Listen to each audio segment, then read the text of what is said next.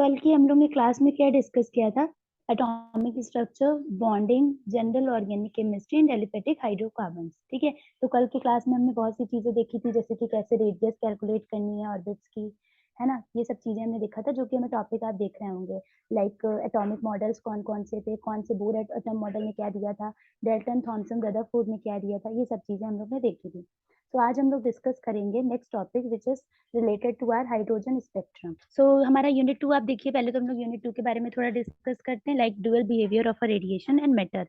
इसमें हम लोग क्या पढ़ेंगे? हम लोग नेचर पढ़ेंगे, रेडिएशन का कैसा नेचर है, हमारी कौन-कौन सी लाइट है, वेव पार्टिकल क्या कैसे हैं रेडिएशंस में हमारे, क्या-क्या मैटर ऑफ नेचर है, ठीक है? एक हम इसमें रिलेशन पढ़ेंगे जिसको हम डी ब्रॉगली रिलेशंस कहते हैं, ठीक है? और इसमें हमारा फिर है हिल्सबर्ग्स अनसर्टेनिटी प्रिंसिपल जो कि बहुत इंपॉर्टेंट जाता है। Next we will discuss Unit 3 which is Quantum Mechanical Approach. Quantum Mechanical Approach क्या है? इसमें हमें पहले तो ये पढ़ना होगा कि क्वांटम मैकेनिक्स होता क्या है। आप लोग 11th-12th में ये सब पढ़ के ही आए होंगे बट इन सब का एक प्रॉपर यूनिट दिया गया है जिस वजह से हमें इसको थोड़ा-सा डीप में पढ़ना है। इसमें जो सबसे इम्पोर्टेंट हमारा है वो हमारा है स्क्रॉडिंगर इक्वेशन। 2 हमारा चीज़ें इम्पोर्टेंट है, एक है हिल्सबर्ग प्रिंसिपल और दूसरी हमारी है इक्वेशन। ये दोनों ही बहुत इम्पोर्टेंट है और कई बार पूछी भी जाती हैं। डिफरेंस पूछा जाता है लाइक हमारा सिग्मा और साई में क्या डिफरेंस है, एप्लीकेशंस क्या-क्या यूज़ होती हैं वो पूछी जाती हैं, क्या-क्या एनर्जी स्टेट्स होती हैं जो हमारी हाइड्रोजन एटम्स में लगती हैं, वो भी हम इसमें डिस्कस करेंगे। हुँ, सो अब है नेक्स्ट हमारी यूनिट 4 जो कि है हाइड्रोजन एटम। इसमें हम लोग क्या करेंगे, इसमें हम लोग एटॉमिक मॉडल की बात जो कि हमारा क्या है जिसमें थॉमसन हम डिस्कस कर चुके हैं।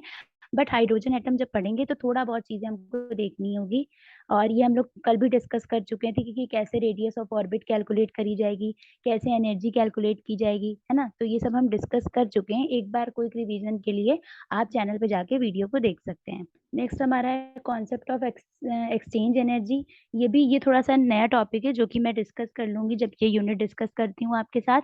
इसमें हमारा कुछ एनोमलस बिहेवियर है। आप लोग इलेक्ट्रॉनिक कॉन्फ़िगरेशन 10th-11th में पढ़ के आए हैं। उसके कैसे कैरेक्टर होते हैं, क्या ऑब्जेक्टिव होते हैं, वो सब हम इसी यूनिट में पढ़ेंगे। हम लोग ने ये पढ़ा था ग्रीगैन एक्सपेरिमेंट, ये सब आपको याद होंगे, बहुत से एक्सपेरिमेंट पढ़े थे। एक हम लोग ने थॉमसन प्लम पुडिंग मॉडल पढ़े थे, ये सभी पढ़ा था। तो सब आपको याद होगा कि कैसे हम लोगों ने इसको कैलकुलेट किया था, रेडियस कैसे कैलकुलेट की थी। तो ये सारा जो है, ये देखिए आप सब देख सकते हैं, इसमें हम लोग ने सब कुछ पढ़ा था कि कैसे इक्वेशन फॉर्म करते हैं, क्या-क्या रिएक्शंस निकाली जाती हैं, कैसे एनर्जी वैल्यू निकालते हैं इलेक्ट्रॉन की। यहाँ तक हमारा आई थिंक टॉपिक एंड हो गया था। Now we will discuss about hydrogen atom spectrum and Bohr's theory. ये भी हमने कुछ हद तक डिस्कस कर लिया था क्योंकि इसमें हमने आपको बताया था कि लाइन स्पेक्ट्रम कहाँ प्रोड्यूस होती है। तो मैंने बताया था कि जहाँ-जहाँ हमारा केमिकल सब्सटेंस हीट होता है in the presence of Bunsen flame, तो वहाँ पर हमारी लाइट एमिट होती है और उस लाइट एमिशन को ही हम क्या कहते हैं, लाइट स्पेक्ट्रम, जो कि वो प्रोड्यूस करता है। अब ये आप डायग्राम देख रहे हैं स्लाइड पे, जैसे कि आपको देखने को दिख रहा है, इसमें एक गैस है और एक गैस डिस्चार्ज ट्यूब है, दूसरा हमारा प्रिज़्म है। तो इससे हमें क्या पता चलता है, इससे हमें ये पता चल रहा है कि कैसे एक प्रिज़्म में कैसे डिस्पर्जन ऑफ लाइट हो रहा है। आपको ये पता होगा, आपने लाइट चैप्टर अगर पढ़ा होगा क्लास 7th-8th में, तो वहाँ पर हम लोग क्या पढ़ते थे? हम लोग पढ़ते थे विबग्योर कैसे हमारा डिस्पर्जन ऑफ लाइट होता है इन अदर मीडियम। में शो कर रहे हैं कि सेंटर में हमारा प्रिज़्म है और उसके बाद देखिए कैसे डिफरेंट डिफरेंट कलर्स में लाइट का रेडिएशन हो रहा है। यहाँ पर हमारी जो प्रिज़्म है वो किसके साथ अटैच है, वो हमारा एक गैस डिस्चार्ज ट्यूब है जिससे वो अटैच्ड है। अब इसमें हम 3 स्पेक्ट्रम को डिस्कस करेंगे which is continuous emission and absorption spectrum. So first of all we will discuss line spectrum. तो हम इस स्पेक्ट्रम में क्या देखते हैं, इसमें हमको limited number of colour lines देखने को मिलती हैं क्योंकि इसमें हमें सबकी डिफरेंट डिफरेंट वेवलेंथ होती है, हम पढ़ते आ रहे हैं कि रेड की वेवलेंथ सबसे ज़्यादा होती है ना? तो इसमें हमको सबसे पहले ये पता चलेगी कि जो वेवलेंथ ऑफ लाइट होती है वो डिफरेंट होती है सब जगह की। कुछ हमारे एलिमेंट यूनिक होता है इसीलिए कहा जाता है रेड की वेवलेंथ ज़्यादा होती है, इसीलिए उसको सबसे नंबर 1 पे अरेंज करते हैं। इनका अरेंजमेंट भी इनकी फ्रीक्वेंसीज़ के अकॉर्डिंग होता है, मीन्स जिसकी हाई फ्रीक्वेंसी होती है उसको उस अकॉर्डिंग अरेंज करेंगे, जिसकी लो फ्रीक्वेंसी है उसको उस अकॉर्डिंग अरेंज करेंगे। तो हम अगर इसका फिगर देखेंगे तो उसमें हमको ये चीज़ क्लियर हो जाएगी। So this is a diagram which shows discrete line followed by continuum in atomic spectrum of hydrogen. इसमें हमने आपको याद होगा 12th में हम लोग ने सीरीज़ पढ़ी हुई है, partial series, Barmer series, Lyman series. ये तीनों सीरीज़ को कैसे इंडिकेट करना है उसमें हमें इस डायग्राम में देखने को मिलेगा। इसमें फ्रीक्वेंसी शो की गई है, लाइक बार्मर सीरीज़ की फ्रीक्वेंसी है 0.5 के बीच में, मतलब आई थिंक 2.9 या फिर इसी के अप्रॉक्स होती है। तो ये हमारा क्या है, ये डिस्क्रीट लाइन फॉलो करती है जिसमें हमें नए-नए एटॉमिक स्पेक्ट्रम जो हैं हाइड्रोजन के देखने को मिलते हैं। ये सीरीज़ बहुत इम्पोर्टेंट है, एग्ज़ाम में हमेशा एक सीरीज़ पर हमको फ्रीक्वेंसी मेंशन करने के लिए आता है। Now hmm, in the case of atom आप ये छोटा-सा ब्लॉक देख रहे होंगे, इसमें आपको ये पता चलता है कि जितनी भी हमारी स्पेक्ट्रल लाइन्स होती हैं, उसमें क्या होता है, उसमें सबसे बड़ी चीज़ है हमारी जो ट्रांज़िशन होता है, चाहे वो हमारी रोटेशनल एनर्जी हो, चाहे वो हमारी वाइब्रेशनल एनर्जी लेवल में हो, इन दोनों के बीच में ट्रांज़िशन होता है। किसका? मॉलिक्यूल्स का। तो हमें क्या देखने को मिलता है, हमको एक बैंड देखने को मिलता है, मैंने अभी बताया था लाइन स्पेक्ट्रम के बारे में, तो हमें एक बैंड देखने को मिलता है जिसमें अलग-अलग टैग्ड हमें स्ट्रक्चर्स देखने को मिलते हैं। इसीलिए हमारी जितनी भी सीरीज़ हैं, सबकी अलग-अलग फ्रीक्वेंसी होती है, इसीलिए उनको सबको अलग-अलग अकॉर्डिंगली अरेंज किया जाता है। नाउ अब ये आपको एक रिएक्शन देखने को मिलेगी, V is equals to 1 by lambda is equals to R 1 2 square minus 1 n square. ठीक है? तो ये आपका क्या है, ये हमारी एक सीरीज़ का फ़ॉर्मूला है, इस जो कि हमें खुद से क्रिएट करना होता है अगर हमें कोई भी सीरीज़ की फ्रीक्वेंसी पता है तो। ठीक है?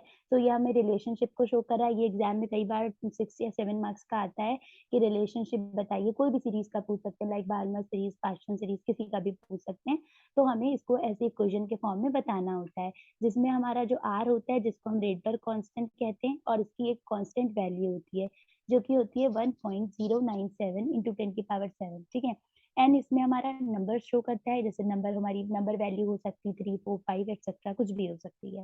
नेक्स्ट आपको बाल्मर सीरीज़ का डायग्राम हम अभी पीछे डिस्कस कर चुके हैं, हमने देखा था, तो वहाँ पर हमें क्या दिख रहा था, हमें वहाँ पे डिस्टेंस ऑफ सेपरेशन दिख रही थी। मतलब कि किसी की फ्रीक्वेंसी, कोई लाइन थी जिसकी फ्रीक्वेंसी इंक्रीज़ हो रही थी और कोई लाइन की जो फ्रीक्वेंसी थी वो डिक्रीज़ कर, तो इसका मतलब क्या, ये शो कर रहा था कि यहाँ पर जो हमारी फ्रीक्वेंसी है, वो क्या होती है, वो हमारे वेवलेंथ के अकॉर्डिंग होती है। मतलब जिसकी वेवलेंथ हाई होगी, उसकी फ्रीक्वेंसी भी इंक्रीज़ होती है, और जिसकी हमारी फ्रीक्वेंसी जो होती है लो होती है, उसकी हमारी वेवलेंथ भी लो होती है। तो अगर हम अपनी 2 सीरीज़ और हैं जिनकी बात करें, which is Lyman and Paschen series, ये दोनों जो सीरीज़ होती है, इनका पैटर्न भी कुछ हद तक सिमिलर होता है, ठीक है? ये पॉज़िटिव या इंफ्रारेड रीजन की तरफ हम लोग इसको देखते हैं, और एक रिट्ज थे 1908 जिन्होंने एक एक्सपेरिमेंट भी बताया था कि कैसे हमें इसको किस अकॉर्डिंग, कौन से डायमेंशन के अकॉर्डिंग इसको लिखना होता है। इसी वजह से इसका नाम रिट्ज कॉम्बिनेशन प्रिंसिपल भी रखा गया है ना? तो जब हम लोग ने हाइड्रोजन सीरीज़ पढ़ी थी, उसकी फ्रीक्वेंसी देखी थी, तो उसमें हमको ये रिएक्शन भी देखने को मिली थी, like V is equals to R 1 upon M2 minus 1 upon N2। तो ये एक इक्वेशन फॉर्म हुई। तो हम लोगों ने क्या किया था, 2-3 इक्वेशन फॉर्म की थी, देन उसको सब्स्टिट्यूट किया था एंड देन हमें प्रोडक्ट मिला था। तो वो हमें हमारी सीरीज़ को दिखाती थी। तो हम लोग को एग्ज़ाम में अक्सर एक-एक सीरीज़ निकालने को दी जाती है, like Lyman series and Paschen series की। ये टर्म होते हैं, उसमें कुछ कंटीन्यूअस बैंड होते हैं, ठीक है? तो कंटीन्यूअस बैंड होते हैं, उनका डिस्कशन किया है। अब अभी हमने आपको बताया था R is a Rydberg constant, ठीक है? मैंने बताया था। तो रेडबर्ग कांस्टेंट की बात करें तो वो क्या होता है, वो बेसिकली हमारा एक, इन्होंने बताई, एक ऐसी लाइन होती है जहाँ पर हमारे जो एल्कली मेटल्स होते हैं, वो एक स्पेक्ट्रल सीरीज़ में सराउंडेड होते हैं, जिसका इन्होंने फ़ॉर्मूला भी दिया है, V not is equals to V lambda minus R upon N minus D का होल स्क्वायर, ठीक है? Here N is an integer and D is a constant. मतलब एन हमने भी बताया था, नंबर होते हैं लाइक 3, 4, 5, 6 जो भी, और डी हमारा कांस्टेंट होता है। आर रेडबर्ग कांस्टेंट होता है, जिसकी वैल्यू भी मैंने बताई थी 1.907 समथिंग। तो ये ऐसे रहता है, और इसके बीच की जो हमें डिफरेंट एलिमेंट्स का स्पेक्ट्रम है वो पता चलता है, वो हमें उसको इंडिकेट करता है। सो बोर्स थ्योरी जो होती है वो बहुत ही यूज़फुल होती है, हमें फ्रीक्वेंसी को कैलकुलेट करने के लिए बोर्स थ्योरी का यूज़ करते हैं। जैसे डिफरेंट डिफरेंट स्पेक्ट्रल लाइन्स होती हैं, उनमें हम कुछ फ्रीक्वेंसी को कैलकुलेट करते हैं, लाइक E1 है एंड E2 है, तो ये दोनों हमारी एनर्जीज़ को रिप्रेज़ेंट करेगा। N1, N2 हमारे number of quantum number values को रिस्पेक्टिवली शो करेगा।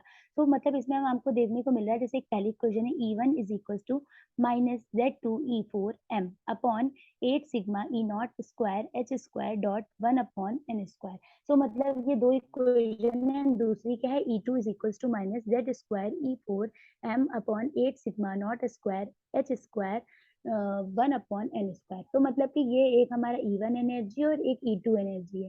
तो इन दोनों एनर्जी को जब हम सब्स्टिट्यूट करेंगे तो हमें क्या मिलेगा, अब हम नेक्स्ट देखते हैं। हुँ। तो हमें क्या देखने को मिलेगा, जब हम अपनी दोनों एनर्जीज को एमिशन में देखेंगे तो वहां पर हमको एक क्या दिखेगा, एक लेवल देखने को मिलेगा फॉर्मूला होगा which is E2 minus E1। E2 मतलब एक E2 जो भी हमारा आया था उसमें से हम E1 माइनस करेंगे तो square minus 1 upon N square, मतलब कि एक N2 का स्क्वायर मिलेगा और एक हमें N1 का स्क्वायर मिलेगा। ये दोनों क्या रिप्रेजेंट करेगा, ये हमारे सिग्मा ई एनर्जी, मतलब हमें E2 माइनस E1 निकालने के लिए हमको डेल्टा ई को रिप्रेजेंट करना पड़ेगा। तो delta E is equals to E2 minus E1, this is a formula. फिर उसके अकॉर्डिंग हम क्या करेंगे, इस इक्वेशन को भी सॉल्व करेंगे। अब हमारी दो इक्वेशन फॉर्म हुई थी, कौन कौन सी फॉर्म हुई थी, अभी हमने आपको बताया है। एक इक्वेशन हमारी E2 की फॉर्म हुई थी और एक E1 की फॉर्म हुई थी। आप उन दोनों को जब हम सब्स्टिट्यूट करेंगे तो क्या होगा, हमारा कुछ वेव नंबर भी पॉसिबल, वहां पे हमें कुछ वेव नंबर मिलेगा जिससे हमारी ये एक्सप्रेशन फॉर्म होगी। तो जो वेव नंबर का फॉर्मूला है in a form of spectral lines, वो होगा हमारा V naught is equal to delta E upon s. अब डेल्टा ई भी हम क्या पढ़ के आए, जो कि होता है E2 और E1। तो वहां पर हम E2 और E1 को जो सब्स्टिट्यूट की थी वो वैल्यू यहाँ रख देंगे और उसके बाद H अपॉन H C जो है वो उसमें H की वैल्यू रख देंगे और C की, दोनों को मल्टीप्लाई कर देंगे। लास्ट में जो टर्म मिलेगा epsilon not square H cube C, जो कि हमारा क्या होगा, रेडबर्ग कांस्टेंट होगा। और ये हमारा किसका रेडबर्ग कांस्टेंट होगा, हाइड्रोजन एटम का। और वो किसके इक्वल होगा वो हम आगे देख। तो अभी हमने बताया था रेडबर्ग कांस्टेंट जो होता है वो बेसिकली हमारा होता है 1.097 इंटू 10⁻⁷। ये हमारा रेडबर्ग कांस्टेंट की वैल्यू होती है, जिसको हम किससे डिनोट करते हैं, RS से डिनोट करते हैं। तो हमने E2 E1 निकाल लिया, डेल्टा ई भी निकाल लिया। अब हम क्या लिखेंगे, हमारा जो भी फॉर्मूला आया है उसमें हमारा जो हाइड्रोजन एटम का इक्वेशन बनेगी उसमें हम क्या लिखेंगे, रेडबर्ग कांस्टेंट रखेंगे। फिर उसके बाद 1 n square minus N square, मतलब एक बार N1 का स्क्वायर कर देंगे और एक बार N2 का स्क्वायर करेंगे।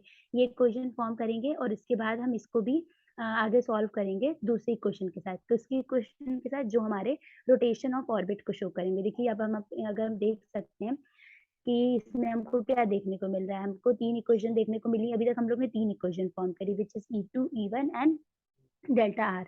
हमने रेडबर्ग कांस्टेंट निकाला, E2 निकाला, E1 निकाला। अब इन तीनों को हम सॉल्व करेंगे।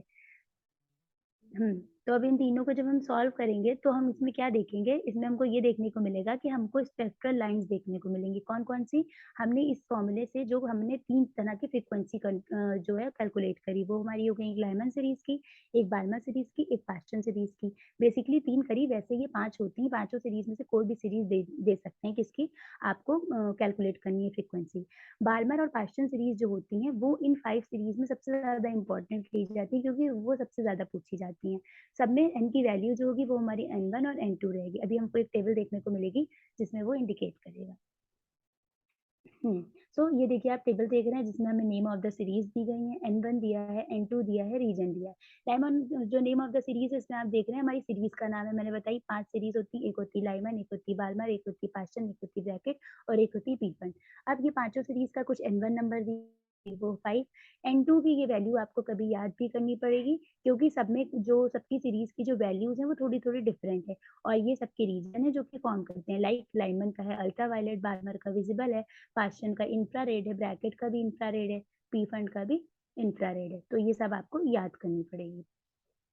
नाउ तो अभी हम लोग ने जो 5 सीरीज बात की है ये उसी का डायग्राम है जो कि रिप्रेजेंट कर रहा है कि कैसे हमारी स्पेक्ट्रल लाइंस जो है वो डिफरेंट डिफरेंट एनर्जी लेवल्स पे शो कर रही हैं। अभी हम लोग ने 5 सीरीज की बात करी, तो पहले हमारी लाइमन सीरीज है, देखिए अल्ट्रा में आप देख कलर से आपको देखने को मिल रहा है। फिर नेक्स्ट हमारा बारहवां सीरीज है जो कि विजिबल है, जो कि आपको ब्लू से दिख रही है, अभी हम लोग ने इसको भी पढ़ा है। फिर है ब्रैकेट सीरीज, आपने देखा ब्रैकेट सीरीज हमारा क्या शो कर रहा था, इंफ्रारेड रीजन शो कर रहा था, वो हमको थर्ड लेवल पे दिख रही है। फोर्थ लेवल पे आप देख सकते हैं पास्टन सीरीज देखने को मिल रही है, तो कॉल्ड इंफ्रारेड रीजन, ठीक है। फिर है पीफंड सीरीज, ये इसका एनर्जी लेवल कौन सा है, 5 है। और ये कौन सा आपका विजिबल रीजन ले रही है, वो जाता है और कौन कौन से एनर्जी लेवल पे ये सराउंडेड है वो पूछा जाता है। तो ये डायग्राम बहुत ही इंपॉर्टेंट है, इसको आप एग्जाम में भी बना सकते हैं। 6 to 7 मार्क्स का ये क्वेश्चन भी आता है जिसमें हमें ये पूछा जाता है कि what is the spectral transition between the energy levels.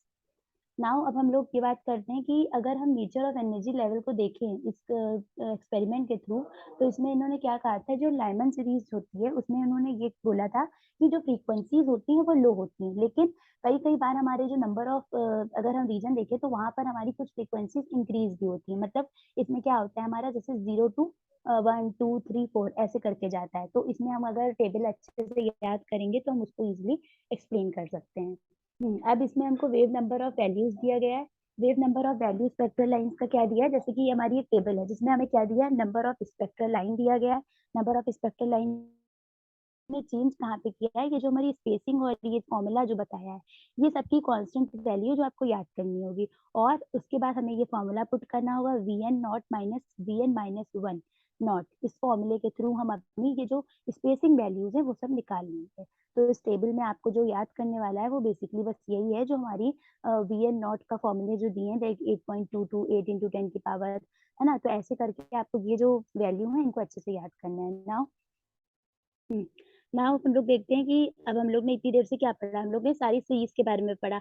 अब हम देखते हैं कि इन सीरीज़ का बेसिकली काम क्या होता है। तो देखिए, हम लोग अभी तक जितनी भी सीरीज़ पढ़ के आए हैं, वो सारी सीरीज़ अपनी-अपनी जगह इम्पोर्टेंट है। पर अगर अगर हम इस पैरे को देखें, तो इसमें हमें ये समझ में आता है कि हर एक जो भी हमारी एनर्जी होती है, वो हर जगह डिफरेंट-डिफरेंट स्टेट पे होगी। लाइक अगर किसी की फ्रीक्वेंसी हाई है, तो वहाँ की एनर्जी जो होगी वो अलग होगी। कहीं की फ्रीक्वेंसी लो है, तो वहाँ की एनर्जी अलग होगी। तो इन ये होगा, उसको हम इनफाइनाइट तक की मानेंगे, ठीक है? और उसको हम क्या कहते हैं, आयनाइज़ेशन एनर्जी ऑफ हाइड्रोजन एटम। अब यहाँ हाइड्रोजन एटम की बात इसलिए कर रहे हैं, क्योंकि हम लोग यहाँ पर जो एटम डिस्कस कर रहे हैं व्हिच इज़ हाइड्रोजन। आप रिएक्शन देख सकते हैं कि hydrogen gives H plus plus electron. तो यहाँ पर हम हाइड्रोजन की बात कर रहे हैं, इसीलिए हमने इसका नाम क्या दिया है, आयनाइज़ेशन एनर्जी ऑफ हाइड्रोजन एटम। ऐसे हम और भी अलग-अलग एटम्स को निकाल सकते हैं, ठीक है? इसमें हमको एनर्जीज़ का पता चलता है, वो कैसे-कैसे इलेक्ट्रॉन्स में कैसे एनर्जी रिमूव करते हैं। तो ये सब हम किसमें पढ़ेंगे? ये हम पढ़ेंगे आयनाइज़ेशन एनर्जी ऑफ हाइड्रोजन में। अब हम लोग ने आपने कल ही देखा होगा, हमने एक वीडियो जो डिस्कस की थी उसमें हम बोर्स थ्योरी प्रीवियस में डिस्कस कर चुके हैं। अब यहाँ पर बोर्स थ्योरी से कुछ रिलेटेड हमारे क्रिटिकल एनालिसिस और लिमिटेशंस हैं। लिमिटेशंस बहुत पूछी जाती हैं, ज़्यादातर एग्ज़ाम में लिमिटेशंस आती हैं 2 मार्क्स या 3 मार्क्स में, हमेशा पूछी जाती हैं, what is the limitation of bourse theory? तो लिमिटेशंस क्या होती हैं बोर्स थ्योरी की? इसमें हमारे जो एटॉमिक स्पेक्ट्रम होता है, जो कि हमारे क्या करते हैं, हमारे बोर्ड्स के क्रिटिकल एनालिसिस को डिटरमाइन करते हैं। लाइक पहला कि उसका एटॉमिक स्पेक्ट्रम हाइड्रोजन का कैसा है, रेडबर्ग कांस्टेंट वैल्यू क्या है, जो कि मैंने बताई थी 1.097 करके थी। आयनाइजेशन एनर्जी हाइड्रोजन की कैसी है, तो ये तीनों चीज़ों का हमें बहुत अच्छे से ध्यान रखना होगा। इसके बाद इसमें हम एक चीज़ और देखेंगे, अब हमें इसमें कुछ थ्योरेटिकल और कुछ एक्सपेरिमेंटल वैल्यूज़ भी देखनी पड़ेंगी, जो हमारी फ्रीक्वेंसी को रिलेट करती होंगी, जो कि आगे हम देखते हैं। अब देखिए इस टाइप के कुछ क्वेश्चन आ गए, पहले हम ये डिस्कस करते हैं। देखिए इस क्वेश्चन में हम जैसे कभी-कभी पूछ सकते हैं कैलकुलेट द, अब मैंने कल आपको एक क्वेश्चन भी बताया था कि कई बार हमारे रेडियस ऑर्बिट की पूछी जाती है कि कैसे कैलकुलेट करना है। अब यहाँ पर इन्होंने सेकंड, मैंने ये भी कहा था फर्स्ट ऑर्बिट भी पूछी जा सकती है, सेकंड भी, थर्ड भी। तो यहाँ पर इन्होंने क्वेश्चन पूछा है calculate the radius of second orbit in the hydrogen atom. ये हमारा प्रीवियस क्वेश्चन है, आप सबको पता होगा। What is the energy value of an electron if n is equals to infinite. ये क्वेश्चन भी हम, अगर आपने नहीं पढ़ा है तो आप पहली वाली वीडियो में जाकर पढ़ सकते हैं। उसमें मैंने ये reason for the increase in spectral frequency, ये थोड़ा-सा नया है क्योंकि मैंने अभी डिस्कस किया है। इसमें हमें क्या देखने को मिलेगा, इसमें जो हमारी आयनाइज़ेशन एनर्जी हम देख रहे थे हाइड्रोजन एटम की, वो डिफाइन की गई है। हमने क्या कहा था, जो हमारा N2 है वो हमें इनफिनिट तक का लेना है, लेकिन जो हमारा N होगा वो हमें 1 लेना होगा। जब हम उसे 1 लेंगे तो हमारी एक इक्वेशन फॉर्म होगी, वो होगी हमारी V dash is equals to RH, जो कि रेडबर्ग कांस्टेंट है, 1 upon 1 square minus 1 infinite square, ठीक है? तो अभी मैंने रेडबर्ग कांस्टेंट याद कर लीजिए, कांस्टेंट वैल्यू वैसे आपको न्यूमेरिकल में ये गिवन होती है और ये याद कर लेंगे तो और भी अच्छा है। तो 1.09 है, तो ये जो है ये आपको शो करेगा कि कैसे आपको हाइड्रोजन एटम के रेडबर्ग कांस्टेंट निकालना है। नाउ अब हमने जैसे कि कैलकुलेशन अगर हम देखें तो हमने कैलकुलेशन में क्या किया, जैसे 1 मोल ऑफ इलेक्ट्रॉन हमारा क्या है 6.022, कुछ बच्चे यहाँ पर 6.023 भी लिखते हैं, दोनों ही सही है। 6.023 इलेक्ट्रॉन्स भी सही है और 6.023 इंटू 10 की पावर 23 ये भी सही है, ठीक है? तो ये दोनों इक्वेशन हमने लिखी, उसके बाद हमने क्या किया, हमने तीनों को मल्टीप्लाई करा, ठीक है? 1.097 ये हमारा रेडबर्ग कांस्टेंट था, इसको हमने किससे मल्टीप्लाई किया, हमने इसको मोल ऑफ इलेक्ट्रॉन से मल्टीप्लाई किया। हमको क्या आंसर मिला, 1312 इंटू 10 की पावर 3 जूल मोल बस, ठीक है? तो ये हमको मिला, तो ये हमारा एक तरह का हाइड्रोजन एटम जो ग्राउंड स्टेट पे फॉर्म करता है, वो मोल देखने को मिला, ठीक है? नेक्स्ट हम बोर्स थ्योरी की बात करते हैं, तो वहाँ पर हम क्या देखेंगे, वहाँ पर हम ये देखेंगे कि इसकी प्रिंसिपल किस पे एक्सटेंडेड होती है, इसीलिए कहा गया था बोर्स थ्योरी को एक्सप्लेन करना ज़रूरी है, क्योंकि हर एक एटम की हमको ये जो वैल्यू है लाइक 1312 किलो जूल है, ये निकालनी रहती है, हर अलग-अलग एलिमेंट्स की। अभी हम लोग ने यहाँ हाइड्रोजन की बात की है। तो ये क्या है हमारा limitation of bourse theory. Limitation of bourse theory क्या है? लिमिटेशन ऑफ बोर्स थ्योरी में ये हमारा इसमें पोस्टुलेट्स में भी हम लिख सकते हैं, तो भी अच्छे से याद कर लेंगे, तो इट्स वेरी इंपॉर्टेंट। देखिए, जैसे पहला है the hyper fine structure in the atomic spectrum of hydrogen is not well explain. इनका कहने का मतलब है जो बोर थ्योरी है, हम अभी आपको बता चुके हैं कि हमारा जो N2 है वो इनफिनाइट हम लेते हैं और N हमारा 1 लेते हैं, 1 स्टेट ऑफ इलेक्ट्रॉन लेते हैं, ठीक है? उसको हम ज़ीरो एंगुलर मोमेंटम भी कह सकते हैं। तो ये यही कह रहे हैं कि जो इसका एटॉमिक स्पेक्ट्रम हाइड्रोजन का होता है, वो बोर थ्योरी प्रॉपर्ली नहीं एक्सप्लेन कर पाए थे, बट हमने उसकी वैल्यू जो निकाली थी, अभी हम देख के आए हैं 1312 किलो जूल। उस थ्योरीज के जो भी हमारा निकला है फॉर्मूला, उससे हम ये आइडेंटिफाई कर सकते हैं कि कैसे हमें कोई भी एटम का आयनाइजेशन एनर्जी निकालनी है। बोर्स थ्योरी ने शायद ये चीज़ भी नहीं एक्सप्लेन कर पाए थे कि हमारे मल्टी इलेक्ट्रॉन एटम्स स्पेक्ट्रा में होते हैं। हाँ, तो वो ये चीज़ उन्होंने नहीं क्लियर करी भी थी कि जो हमारे जो स्पेक्ट्रा लाइन्स होती हैं, उसमें हमारे मल्टी इलेक्ट्रॉन एटम्स होते हैं। उनकी जो ये थ्योरी थी, उसने ये भी नहीं एक्सप्लेन किया था कि जो हमारे मॉलिक्यूल्स होते हैं, वही एटम फॉर्म करते हैं। तो कुछ-कुछ लिमिटेशंस थी जो वो नहीं एक्सप्लेन कर पाए थे। तो फिर अब हम देख सकते हैं, हमने को पता ही है जो स्प्लिटिंग मैंने बोला था, स्प्लिटिंग या फिर स्कैटरिंग ऑफ स्पेक्ट्रल लाइन्स जो होती हैं, वो हमारा हाइपर फाइन स्ट्रक्चर कहलाता है। ये एक इक्वेशन भी कह सकते हैं, हमने अगर रिएक्शन पढ़ी होगी कभी, तो आपने देखा होगा 11th में, अगर नहीं तो मैं अभी बताती हूँ। इसमें क्या होता है, जितनी भी स्पेक्ट्रल लाइन्स का स्प्लिटिंग होती है इन इन एटॉमिक स्पेक्ट्रम, वो हमारा हाइपर फाइन स्ट्रक्चर होता है। हाइपर फाइन स्ट्रक्चर जो होता है, वो हमारा स्पिन की कपलिंग भी करवाता है और एक ऑर्बिट होती है जिसके चारों तरफ एक जो फॉर्म करता है, जिसको हम ऑर्बिट एंगुलर मोमेंटम कहते हैं, वो स्पिन के चारों तरफ फॉर्म करता है। इसकी बेसिकली जो प्रॉपर्टीज होती है वो यही होती है कि वहाँ पर हम लोग को ये देखने को मिलता है इसमें कि इसमें इलेक्ट्रॉन्स का मोशन होता है ज़्यादातर। Bore theory has not provide any explanation for bore theory की, अभी हम लोग लिमिटेशन पढ़ के आए, वो बहुत सी चीज़ें नहीं एक्सप्लेन कर पाए थे। तो उसी में ये भी एक पार्ट है जो कि वो ये नहीं एक्सप्लेन कर पाए थे। अब बोर्स थ्योरी ने एक चीज़ और बताई थी, मैंने स्टेट के बारे में बताई थी कि जो हमारे इलेक्ट्रॉन रिवॉल्व्स करते हैं ऑर्बिट पे, तो वो हमारी स्टेशनरी स्टेट कहलाती है, ठीक है? तो जो वो स्टेशनरी स्टेट होती है ना, वो ये शो करता है कि कैसे वहाँ पे हमारे इलेक्ट्रॉन की जो है वो वेलोसिटी है ना? क्या उसकी पोज़ीशन है, ये सब हमें देखने को मिलती है बोर्स थ्योरी में। हमको साथ ही साथ ये भी देखने को मिलती है, इन्होंने बहुत सी थ्योरीज़ भी डेवलप की थी, मैंने अभी आपको बताई थी। हिल्सबर्ग प्रिंसिपल बहुत इम्पोर्टेंट है और स्कॉन्डर इक्वेशन, ये दोनों ही बहुत इम्पोर्टेंट है। ये आपके 11th से लेकर तक ही पूरे बीएससी में कभी भी पूछी जा सकती है। इवन बहुत कॉम्पिटिटिव एग्ज़ाम में भी आती है। नेक्स्ट हम बात करते हैं कुछ हमारी स्पेक्ट्रल लाइन्स की बात। अब हम लोग ने अभी स्पेक्ट्रल लाइन्स की पढ़ी, बात मतलब जो स्पेक्ट्रल लाइन्स पढ़ी वो किसके रिलेट पढ़ी? वो हम लोग ने हाइड्रोजन से रिलेटेड पढ़ी। सारे अलग-अलग एटम की स्पेक्ट्रल लाइन्स हमको निकालनी पड़ती हैं। उसके लिए हमें सही पता की कांस्टेंट वैल्यू पता होनी चाहिए। नाउ अब है समरफेल्ड मॉडिफिकेशन, इन्होंने भी बोर्स थ्योरी को एक्सप्लेन किया था, मतलब इन्होंने उसको मॉडिफाई किया था, एक्सप्लेन नहीं कह सक किया था। उन्होंने कहा था कि जो हमारा एक वहाँ पर उनका क्या होना चाहिए, एक एक बॉन्ड होना चाहिए, मतलब साथ में ही मूव हो उनका, ये कहने का मतलब था कि एक प्रॉपर ऑर्बिट हो जिसपे हमारे सारे इलेक्ट्रॉन जो है वो मूव करें। अभी आपको एक डायग्राम देखने को मिलेगा, तब वो चीज़ें क्लियर होती हैं। ये डायग्राम आप देख रहे हैं, इसमें हमारा सेंटर ऑफ द न्यूक्लियस है, ठीक है? इसके चारों तरफ हमारी 3 तरह की ऑर्बिट्स हैं और साइड में ये हमारा इलिप्टिक, ठीक है? अब ये तीनों शेल्स के इन्होंने लाइक पहले दे दिया N4 और K इज़ इक्वल, फिर दूसरे में दे दिया n इक्वल्स टू 3 और मतलब तीनों का अलग-अलग दे दिया, n सेम रखा है, k की वैल्यू चेंज कर दी है 1, 2, 3, 4 में। तो इनका कहने का सेंस यही था कि इलिप्टिकल पाथ जो हो भले ही डिफरेंट हो, बट जो हमारे इलेक्ट्रॉन्स की ऑर्बिट हो वो सिमिलर होनी चाहिए, ठीक है? तो इलिप्टिकल और वो हमारे यही शो कर रहे थे, ये हमारे एक डायग्राम को भी इन्होंने शो किया है, समरफील्ड ने ही बताया था कि हमारे इसमें मेजर माइनर आर्क्स देखने को मिलते हैं, मतलब मेजर्स देखने को मिलती हैं।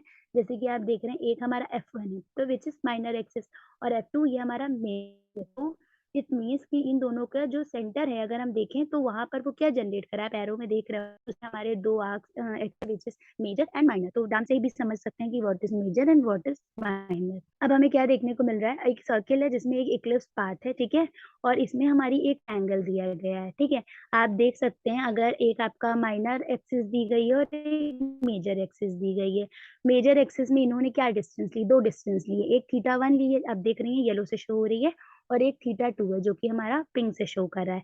तो हमको जब थीटा निकालना होता है तो फॉर्मूला पता है, theta is equals to theta 2 minus theta 1, major axis निकल जाएगी, ठीक है? और हमें ये x1, x2, x तो देख रहे होंगे x1 जो है वो हमारा पिंक में शो कर रहा है और x2 हमारा last of the point circle है जो हमारी लाइन है उसके बाहर का मीन्स BO। तो ये दोनों ही हमारा क्या शो कर रहा है, वेरिएशन ऑफ एंगल शो कर रहा है in a form of ellipse. Ellipse कह सकते हैं या इलिप्टिकल ऑर्बिट भी कह सकते हैं। हुँ।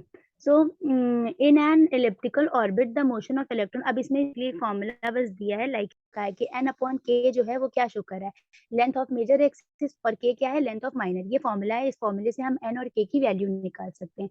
तो ये फॉर्मूला आप याद कर लेंगे तो इज़िली n और k की वैल्यू निकाल सकते हैं नाउ। हुँ। अब जो हम आपको बता रहे थे n अपॉन k की जो वैल्यूज़ कुछ है, जैसे कि हमारी अभी हम लोग ने देखा था n की वैल्यू 4 थी, ठीक है? फिर कहीं पे n की वैल्यू 3 थी, तो सेम हम देख रहे थे k की वैल्यू भी 1, 2, 3, 4 के सराउंडेड ही थी। तो ये चीज़ ये बोल रहे हैं जब हम n अपॉन k की वैल्यूज़ निकालते हैं तो उसमें हमें ये हम 4/1 भी लेते हैं, 4/2, 4/3 एंड 4/4। तो हम कुछ पॉसिबल वैल्यूज़ होती हैं जो n/k की वैल्यूज़ में लेते हैं। नाउ अब तो अब हमने ये इलिप्टिकल ऑर्बिट्स की बात करी है, इसमें हमें क्या देखने को मिल रहा है, अब हम एक सर्कुलर ऑर्बिट, एक इन्होंने स्पेशल केस पे बात की है, जहाँ पर हमारी एक सर्कुलर ऑर्बिट होती है और वहाँ पर हमारी एक इलिप्टिकल ऑर्बिट होती है। दोनों में जब इलेक्ट्रॉन्स का एक्शन होता है, तो हम क्या देखते हैं, वहाँ पर हमें जो इक्वेशन मिलती है वो होती है n इक्वल्स टू k, मतलब हम ये कह सकते हैं सर्कुलर ऑर्बिट जो होती है वो इलिप्टिकल ऑर्बिट के इक्वल होती है। समरफेल्ड ने एक एक्सप्रेशन एनर्जी के विद रिस्पेक्ट पे जनरेट की थी which is En is equals to 2 pi square E4m upon k plus nr का होल स्क्वायर h स्क्वायर। ये एक्सप्रेशन जो थी वो हमारी प्रिंसिपल क्वांटम नंबर पे डिपेंड थी। अभी तक हमने 4 क्वांटम नंबर पढ़ाई याद होगा आप लोगों को। Principal quantum number, azimuthal, spin quantum number, ये चारों ही हमारे बहुत इंपॉर्टेंट क्वांटम नंबर है। लेकिन ये जो हम इस एक्सप्रेशन को देखें तो ये हमारा किस पे बेस्ड है, प्रिंसिपल क्वांटम नंबर।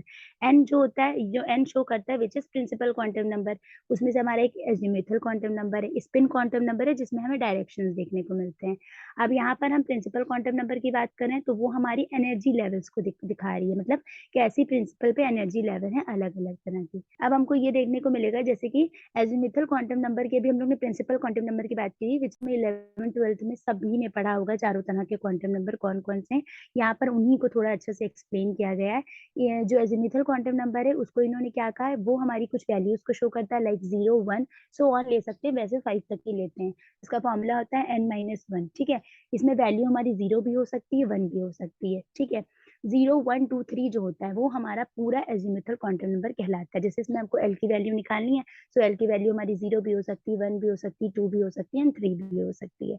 अब यहाँ हम बात करते हैं ज़ीमैन इफ़ेक्ट की। तो ज़ीमैन इफ़ेक्ट की बात इन्होंने क्या कही कि जो spectral splitting of spectral lines होती हैं, किस पे हमारी कोई भी मैग्नेटिक फील्ड के चारों तरफ, वो हमारा जो जनरेट करता है वो ज़ीमैन इफ़ेक्ट जनरेट करता है, ठीक है? हम मैग्नेटिक होता है, सबने ही पढ़ा होगा। एक हमारा डायरेक्शन एंटी क्लॉकवाइज़ शो करता है और एक हमारा क्लॉकवाइज़ शो करता है। नाउ अब हम कुछ क्वेश्चन डिस्कस करते हैं। जैसे कि इससे रिलेटेड कुछ क्वेश्चन भी पूछे जाते हैं। If n is equals to 3 तो व्हाट n 3 है तो क्या पॉसिबल होगी आपकी L की, और if L is equals to 2 तो what are the value of M1। तो ये दोनों तरह के क्वेश्चन है, ये पीछे लेक्चर में डिस्कस किए हैं। उसको अच्छे से देखिए और इसको सॉल्व करने की कोशिश कीजिए। नाउ अब ये थोड़ी-सी समरी है जो कि अभी तक हमने डिस्कस किया, उन सबके कुछ समरी है, कुछ टर्मिनल क्वेश्चन्स हैं। ये सब आप लगा सकते हैं पूरी वीडियो को अच्छे से देखने के बाद। ये सारे क्वेश्चन सॉल्व करिएगा। कुछ प्रॉब्लम हो सो आप डिस्कस भी कर सकते हैं। तो ये टर्मिनल क्वेश्चन्स इनको अच्छे से देख लीजिएगा, मैं एक-एक डिक्टेट नहीं करूँगी, आप इसका स्क्रीनशॉट भी ले सकते हैं। Like calculate the wave number of first 2 line, ये भी मैंने डिस्कस किया, अभी लिमिटेशन ऑफ वो थ्योरी डिस्कस की है। तो इन सबको एक बार अच्छे से देखिएगा, समझिएगा और इन्हें खुद से करने की कोशिश कीजिएगा। मैं अब इसको करती हूँ, बाकी आपको कोई भी डाउट हो तो आप मुझसे पूछ सकते हैं और मेरी दोनों ही वीडियो को आप अच्छे से देखिएगा और अगर कोई भी दिक्कत हो तो मुझे बताइएगा। ये सारे क्वेश्चन जो हैं आपके सारे पढ़े हुए हैं, जितने भी मैंने टॉपिक पढ़ाए हैं सब उसी से रिलेटेड है, कुछ अलग नहीं है।